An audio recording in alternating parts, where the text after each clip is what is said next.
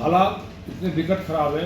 मैं अभी नीलकंठ महादेव जी के दर्शन करने गया था, तो जो हमारे मिलने वाले पॉलिटिकल लोग हैं या स्थानीय लोग हैं, उन लोगों ने बताया, उन्होंने स्वयं भी देखा, आप केदारनाथ जी से जब चलेंगे तो रास्ते में मांस की तमाम दुकानें हैं, और वो जो बांग्लादेशी और रोहिंग्या जो चीन के रास्ते और या वहाँ से जो म्यांमार में जो आपस में जो बुद्धिज्म और जो मुस्लिमों में जो आपस में संघर्ष हुआ था, उसके बाद नेपाल के रास्ते और पूरा का पूरा उत्तराखंड को पूरी तरह से घेर लिया गया। और माननीय मुख्यमंत्री जी को भी ये जानकारी है, जहाँ तक मुझे जानकारी हुई है, उन्होंने उसमें शुरुआत की है। मुझे उम्मीद है कि माननीय मुख्यमंत्री जी इस पर, क्योंकि जो मैंने देखा ग्राउंड पे जाकर के, जो वहाँ की स्थिति बहुत भयावह है, वहाँ का जितना ट्रेवल्स है उस पर कब्जा कर लिया गया, होटल्स पे कब्जा कर लिया गया है।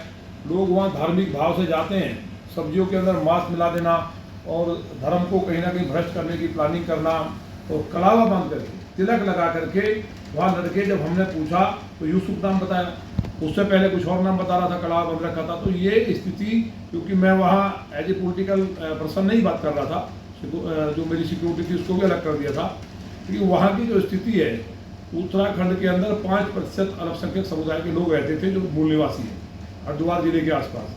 आज लगभग 20 से 25% मुस्लिम समाज का लोग वहाँ, जो रोहिंग्या है, बांग्लादेशी हैं, जो पूरे देश के लिए खतरा है, और वहाँ जाकर के ज़मीनें तक खरीद रहे हैं। तो मेरा माननीय मुख्यमंत्री जी को पत्र लिखने का आस यही है, उनसे निवेदन है कि जिस तरह से हिमाचल प्रदेश में जो लैंड का एक्ट है, उसी की तरह कोई भी हो, हिंदू मुसलमान, 1 इंच जमीन ना दी जाए, उस पर पूर्ण रूप से प्रतिबंध लगाया जाए, क्योंकि देवभूमि का स्वरूप बिगड़ रहा है, और पहाड़ों के अंदर जिस तरह चट्टानें खिसक रही हैं, वो प्राकृतिक रूप से भी ठीक नहीं है।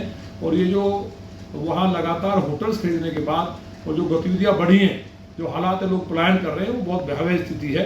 कहीं ना कहीं हमें लगता है कि जो लोग वहाँ खच्चर चलाते थे, जो होटल के मालिक बने, वहाँ उनको बहुत बड़े स्तर पर फंडिंग हो रही है कट्टरपंथी मुल्कों से, ISI के द्वारा, और पूरे उत्तराखंड को, क्योंकि देवभूमि है, उसको कब्जे में, टूरिज्म को भी कब्जे में करके, और वहाँ से पूरी तरह से, जिस तरह से पश्चिम बंगाल के अंदर और केरला के अंदर जो हालात हैं, जो कश्मीर के अंदर हालात हैं, उसी हालात को करने की तैयारी है। देखिए, आपने पत्र लिखा है, उसमें आपने आरोप लगाए हैं कांग्रेस सरकार के दौरान उनके मूल निवास बना दिए गए, आधार कार्ड बना दिए गए, तो उसको लेकर क्या?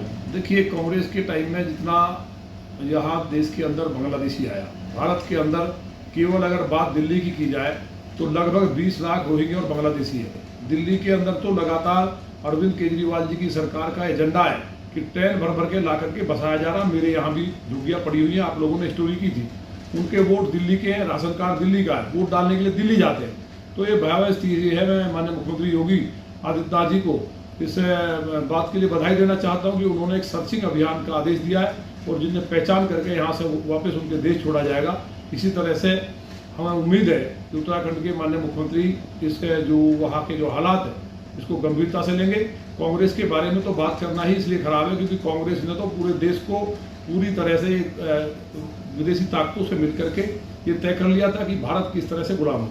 हमसे जुड़े रहने के लिए हमारे YouTube चैनल को सब्सक्राइब करें और नई वीडियो की नोटिफिकेशन के लिए बेल आइकॉन को दबाएं। अगर आप ये वीडियो Facebook पर देख रहे हैं तो लाइक जरूर करें और ज्यादा से ज्यादा शेयर करें। धन्यवाद।